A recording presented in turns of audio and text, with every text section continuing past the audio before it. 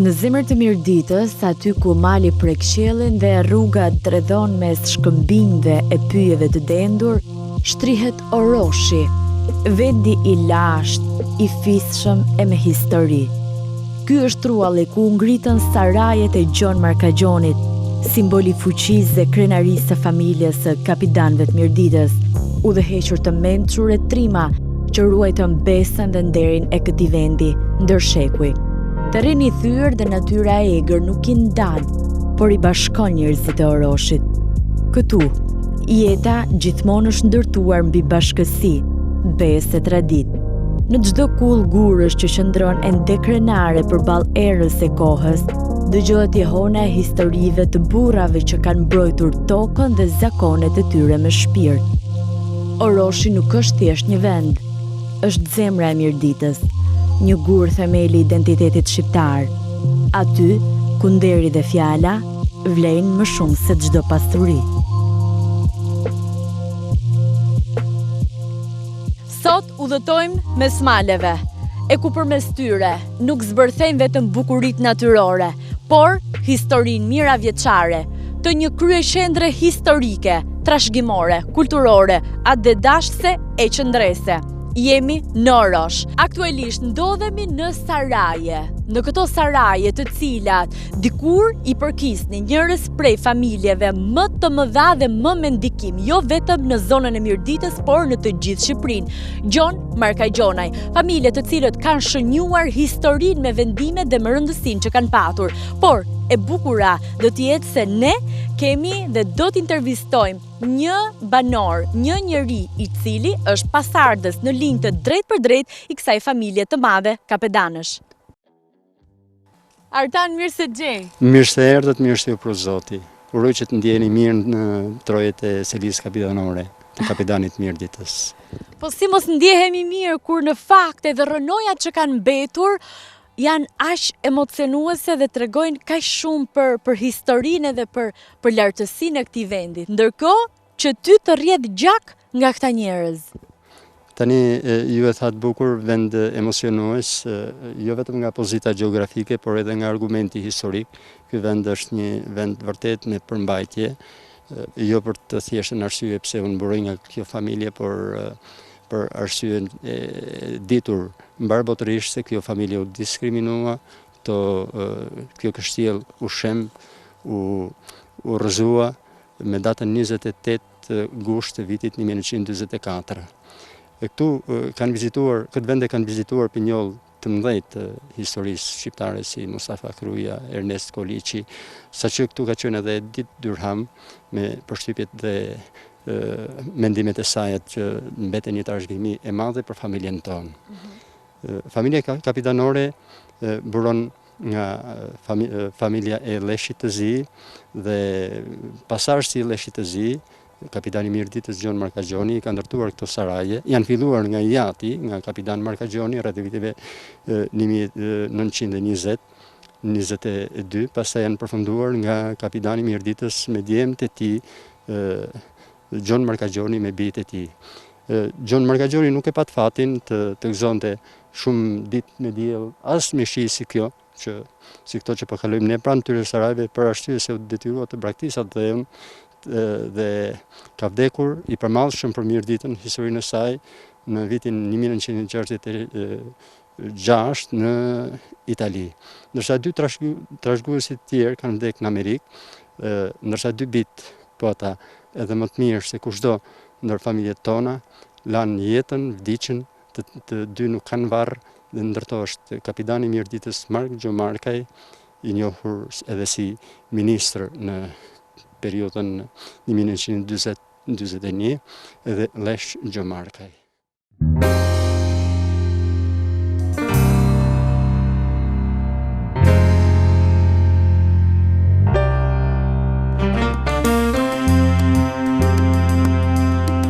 Mëngjesi ynë ka nisur me bekime të mëdha nga ato që natyra nuk është treguar kurrë kursyer për një vend spektakolar si Mirdita, aq më tepër si Oroshi.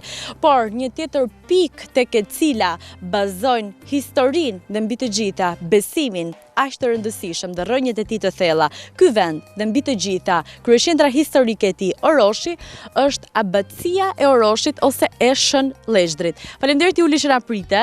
Mirë se erdhët, është kënaqësi.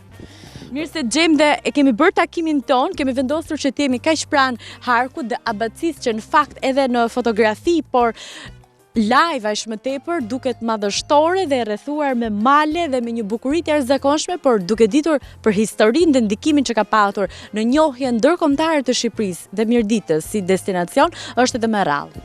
Abatësia e Shën Lezhdrit është ndër qendrat e hershme dhe të rëndësishme kishtare të Shqipërisë Veriore. Përmendet hershëm ndër dokumenta, përmendet që në vitin 1319 si abatësi benediktine në jurisdiksionin e dioqezës Arbrit. Ka qenë vend pelegrinazhi dhe nderimi jo vetëm për banorët e krahinës, por edhe më gjerë. Gjithashtu ka qenë pritse e shumë kuvendeve krajinore dhe ndërkrajinore nga ku janë projektuar qendresa apo kryengritjet anti-osmane. Sipas relatorëve, në ditën e Shën Lezhdrit, që ishte edhe festa e pajtorit krahinës, dhe në ditën e Shën Gjonit, në abatësinë e Shën Lezhdrit, në malin e shtetit mbledheshin banorë nga disa krahinat veriut Shqipërisë, ku organizoheshin panajire, tubime, por edhe kuvende ndërkrajinore. Gjithashtu, abatësia e Shën Lezhdrit në Orosh ka qenë ndër qendrat e rëndësishme edhe të levrimit të gjuhës shqipe.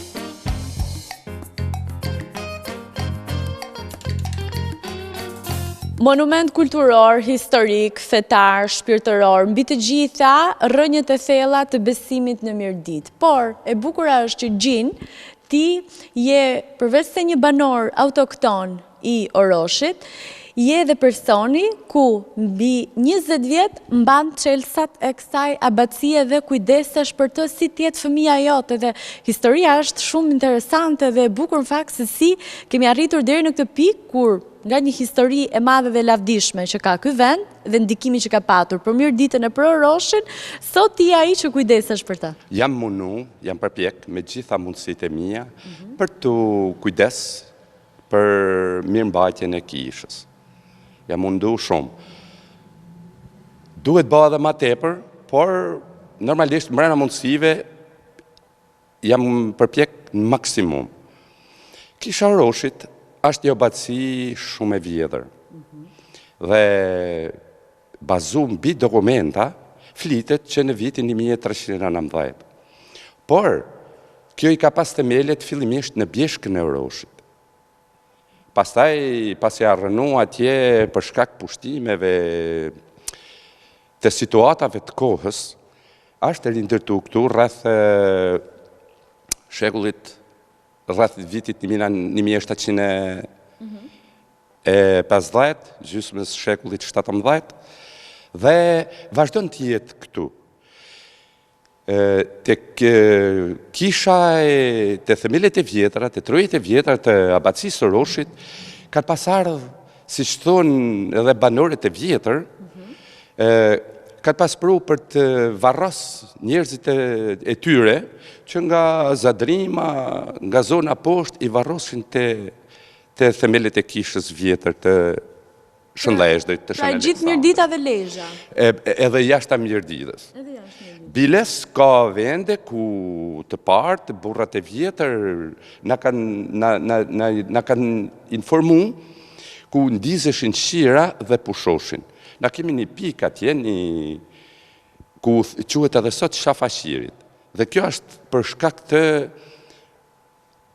atyre kur pushoshin, për shkak lodhjes, rrugës largët, ndjeshin një shiri. Aty pastaj i shoshin, e varroshin njerëzit e afërm atje. Pra një shiri për të lutur, edhe për të bërë ritualet. Ritualet e përcjelljes për mbanesën e fundit.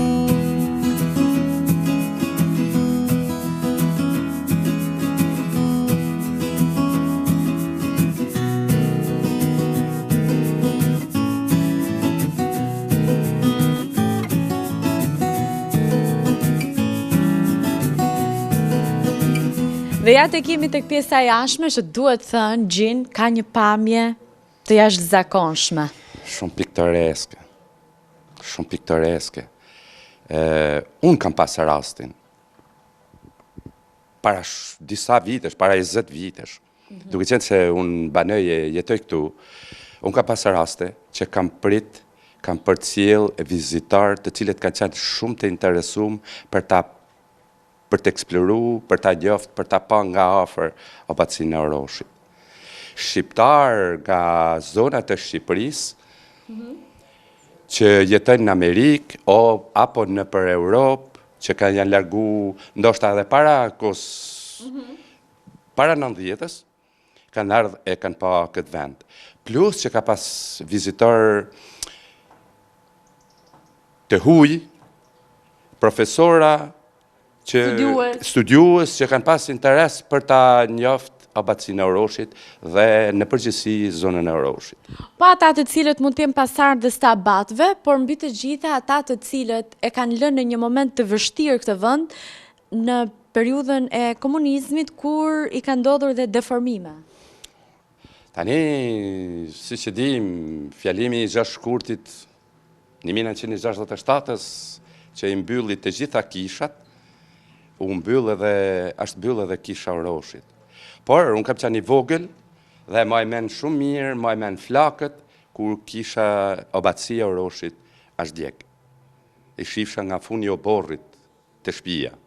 Si ishte reagimi i banorëve? I banorëve ky objekt kulti ka qenë normalisht në mënyrë të fshehtë, në mënyrë krejt të mbyllur, por nuk e kam mirë prit një pjesë e madhe. Edhe dhimbje kanë pas për shumë njerëz që realisht e kanë dashur.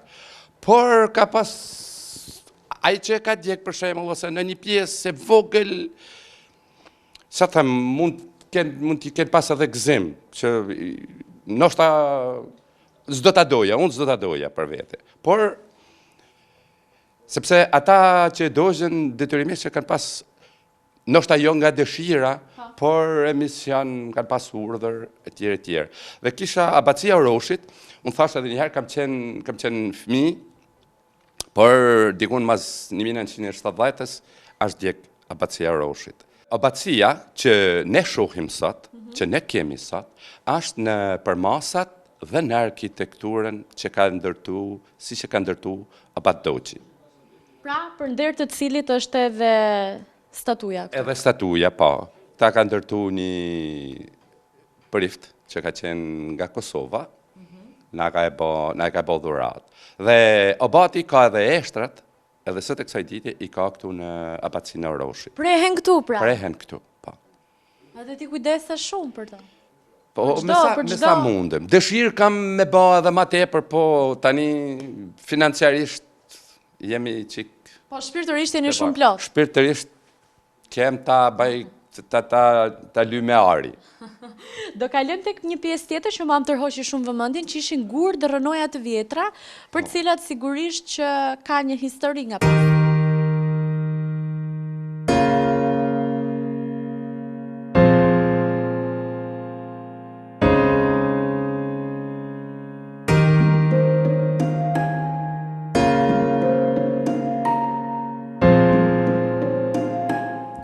Gjin, dhe kjo pjesës këtu, madje pas ka edhe një si frëngji aty që të lejon të shohësh drejt për drejt e tej për tej, po ashtu këto rënoja, për çfarë kanë shërbyer dhe pse janë kaq pranë kishës? Gjithmonë, sipas atyre që na janë njoftu, na janë thënë nga të paret. Kjo këtu ka qenë kulla e Pashës. Kulla e Pashës? Kulla e Pashës. Sa vjeçare? Pasha i familjes Gjomargajve, po tani bin 150 vjetë, bin 100 vjetë e ma tepër, dhe ka ekzistu këtu, sepse kanë bashkëpunu, kanë pas një harmoni, një lidhje, për çdo problem të zonës, e të situatave të kohës, ka pas një bashkëpunim me abatin Kapitani, Pasha, me abatin e Mirditës. A ishte praktikisht një mini shtet ose udhëheqja e vërtet supreme në këto dy pika, pra abatësia dhe po themi të pastrurit të zonës dhe vendimarrësit? Nuk mund ta them se deri në çfarë kohë, në çfarë periudhë të fundit, por këto kanë shku paralelisht gjithmonë kanë shku bashkë. Sipas rregullave fetare dhe parimeve, zakoneve të zonës. Edhe o bati ka qenë një person shumë i lartë, shumë i pregaditur, shumë i ditur, e kishte njohuri shumë fusha. Çfarë do thotë kjo, që vendimet nuk merreshin vetëm me bazë fetare, pra kishin njohuri më të gjerë? Këta janë konsultu për shumë probleme. Janë gjëra që kanë ndiku në histori.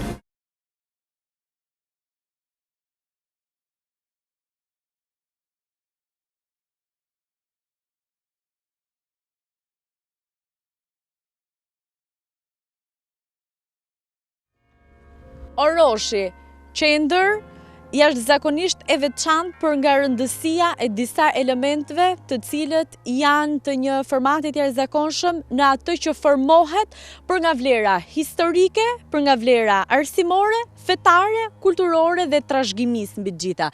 Juli, për të ndalur pak tek dy element thelbësor që janë edhe baza e shtetformimit mbi të gjitha, jo vetëm për kulturën e një vendi. Shkolla e di që i ka rrënjët e thella këtu arsimi, po ashtu edhe trashëgimia e familjeve me emër. Oroshi është ndër qendrat e rëndësishme edhe të levërimit të gjuhës shqipe. Kemi shkollë shqipe të dokumentuar që në gjysmën e dytë të shekullit të 17.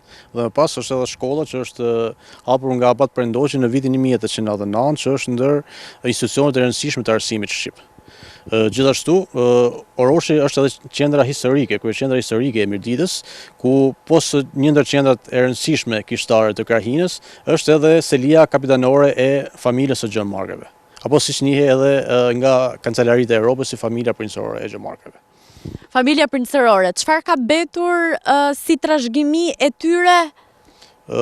Tani ne do shkojmë të vizitojmë nga afër edhe selin kapitanore të Gjermarkëve. Ajo është rënuar, por që ruhet një pjesë e madhe e monumentit, që për nga tipologjia dhe arkitektura është ngjashme edhe me kështjellat mesjetare. Kështu që të mësojmë diçka më tepër se si jetonin të parët e kohës këtu, ku nuk ishin thjesht të pasur, por pasuronin zonën me dije dhe me trashëgimi. Po, familja Gjermarkëve ishte edhe ndër familjet e rëndësishme edhe të interpretimit të së drejtës zakonore. Dhe siç thoshte edhe Ashtjevi Gjaçovi në kanunin Lektuazhinit, ishte themeli i kanunit. Pra, ishte shkalla e fundit e gjykimit sipas së drejtës zakonore shqiptare. Do të kemi ndonjë trashëgimtar atje? Patjetër. Do kemi edhe trashëgimtar të familjes së Gjermarkëve që do na presin tek selia kapitanore.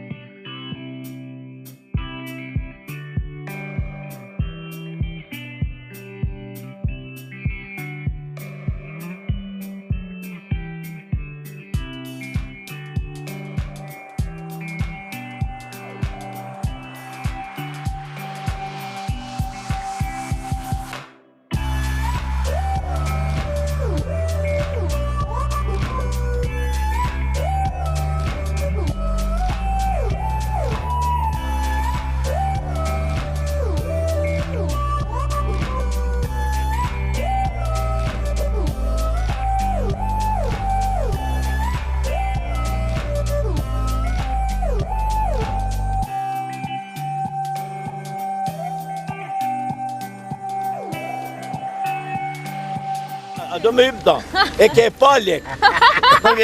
Nuk të marrë bilet as gjon. Pa lek, Po, hajde. Po e ke zemrën e madhe. Jo, do bëjmë pis, do bëjmë pis. Shemo nuk mos e me komen. Maj kom. Po jo se ti ande. Njone në di që të hypta.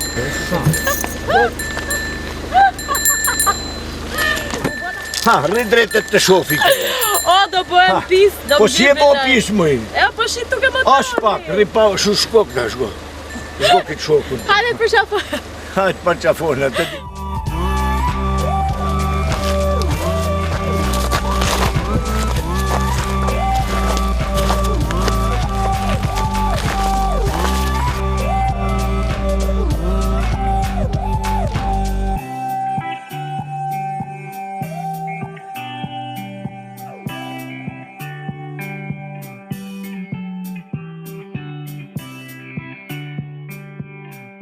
Artan, çfarë përgjegjësie dhe çfarë roli ka luajtur në jetën tënde të qenurit pinjoll i familjes së parë në Mirdit, i familjes së kapetanëve, i njerëzve që merrnin vendime të mëdha, i njerëzve të cilët kishin shumë peshë për zonën e Mirditës, e njohur mbi të gjitha për dy aspekte të mëdha të saj, atë të besimit fetar të patundshëm dhe të qëndresës, mbi të gjitha qëndresës osmane.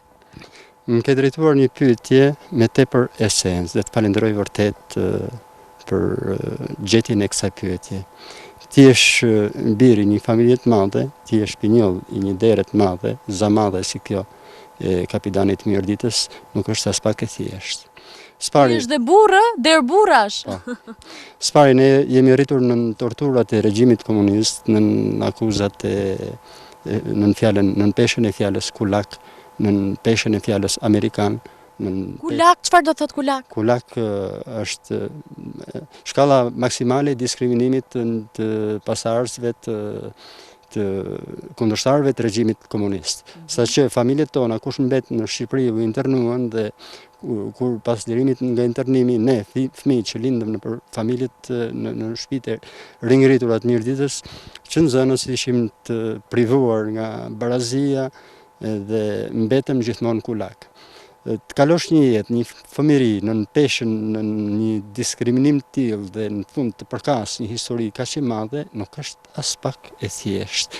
Biles duhet shumë guzim për qenë përfaqësues i këtij tabani familjar, duhet shumë besim në vetvete, duhet një njohje e gjatë e thellë e disa gjërave që i përkasin jetës sotme shoqërore. Ndërsa ato pemët, në fund, pemë e fundit, biles unë atë unë i them pema e kapitan Noit, për arsye se në kujtimet e tij në Amerikë, në letra, Noi i biri kapitan John Marcagionit, i cili do të theksoj se ka qenë edhe një nga udhëheqësit në të shquar të bllokut kombëtar independent. Në kujtimet e tija për Oroshin dhe sarajet e tija, ai shkruante gjithmonë për vendin ku priste miqt, ku prek mbrëmjesh shkruante ndonjë epitet ose ndonjë letër, diçka domethënë nga kujtimet e tij dhe e shijonte gjithmonë natyrën e Oroshit edhe gjithmonë me sy nga rruga se kush po vjen. Pra është ajo pema aty që është pemë? Pema aty është një pemë qeshje e mbjellur në kohë shumë të vjetra dhe sa vjeçare mund të jetë? Mund të jetë ti llogarit nga periudhat që janë ndërtuar sarajat, ai mund të jetë mbjellë edhe në periudhën e pushtimit ose Po si ka mundësi ka rezistuar kohës? I ka rezistuar kohës se këtu vetë natyra i ka pemë të jetë gjate. Është vetë një natyrë e brymosur e ndërtuar në formulat e saj që pema rron sa duhet rrojë pema. Njeriu rron edhe pasi kohës që duhet rrojë njeriu sepse e mban të përsëritur historia e tij dhe fëmijët e kapitanit Mirditës pavarësisht janë të munguar të gjithë, ata rrojnë ende për arsye se secili ka një histori të jashtëzakonshme me të gjitha formulat e dashurisë për vendin, për vendlindjen, për historinë dhe për flamurinë e kombit.